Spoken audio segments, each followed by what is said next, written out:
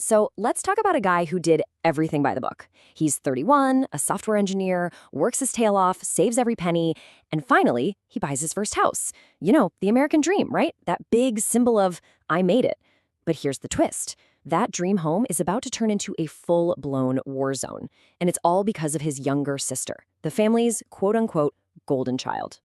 Okay, I want you to really put yourself in his shoes for a second. Imagine you just bought your place. It's your sanctuary, your safe space, and then your family sits you down and they tell you that you have to give up your own master bedroom for your sibling. And I mean, they don't ask, they demand it. It sounds insane, right? Well, that is literally what happens here. And you want to know how it all kicked off? With this one little sentence. His sister Michelle comes over for a family meeting at his new house, but she's not there to congratulate him. Oh no, she's casing the joint. She looks at his bedroom and says this.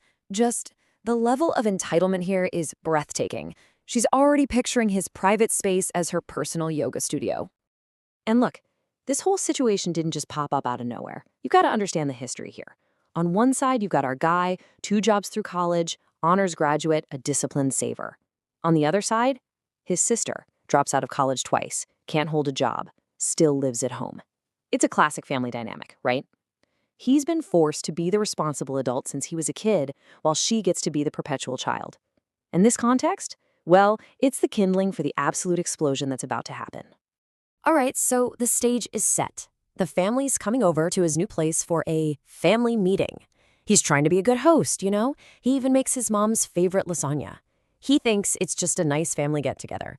He has absolutely no idea he's walking into an ambush and that he's about to be served an eviction notice from his own bedroom. And then they drop the bomb. The parents lay out their plan, and listen to how they phrase this. It's not a request, it's a declaration. They say the master bedroom would be perfect for Michelle's needs and that you could easily take the smaller guest room. Just like that.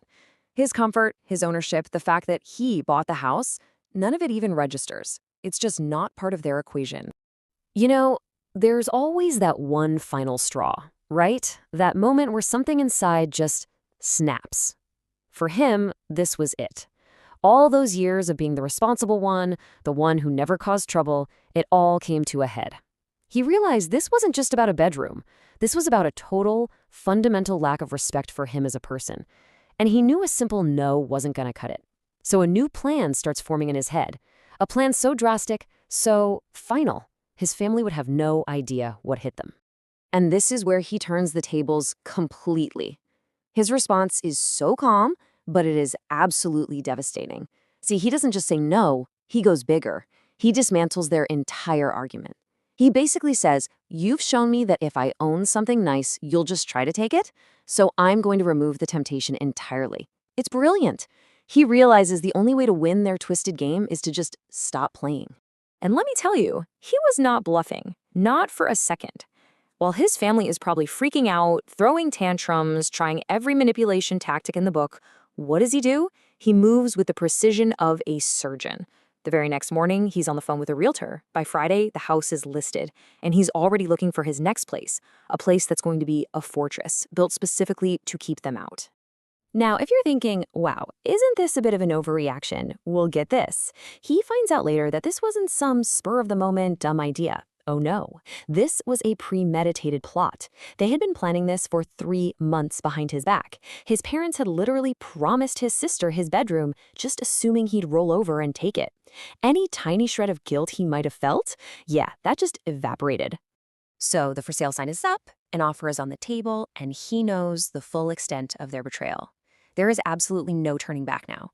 And he decides he's going to deliver the final blow in person. This isn't just about dropping news.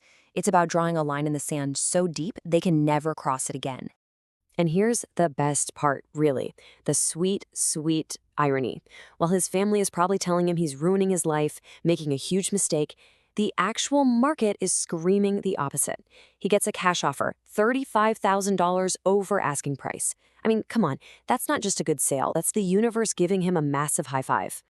So he walks into his parents' house. He lets them think he's come to his senses, that he's there to apologize. He lets them start in on him. And then he just drops it. I came to tell you the house sold.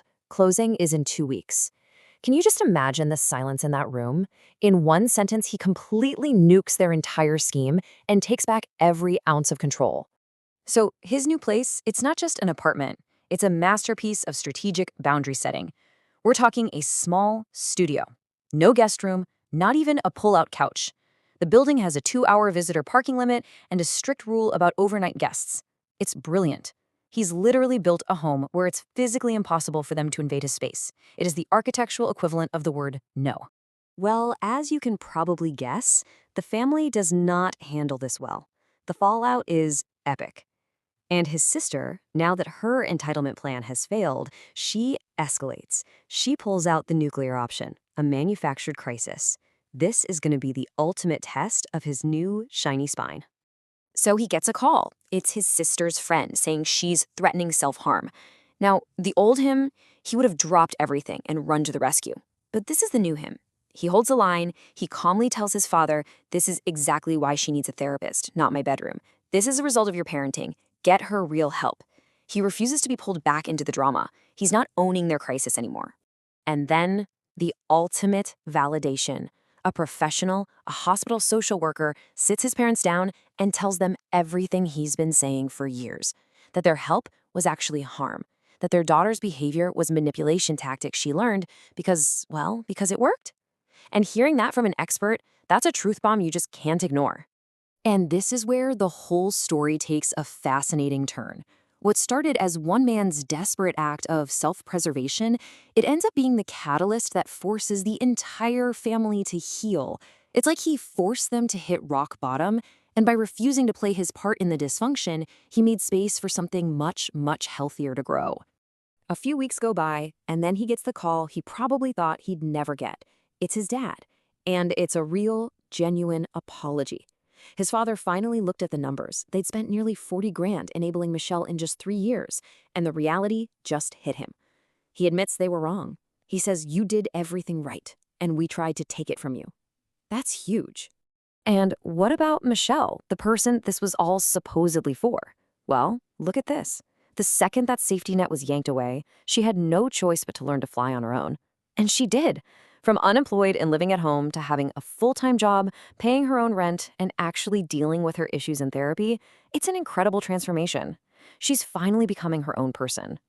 So, what about our hero in all this? Did setting this huge boundary leave him all alone like his family probably warned him it would? Not even close. It was the exact opposite.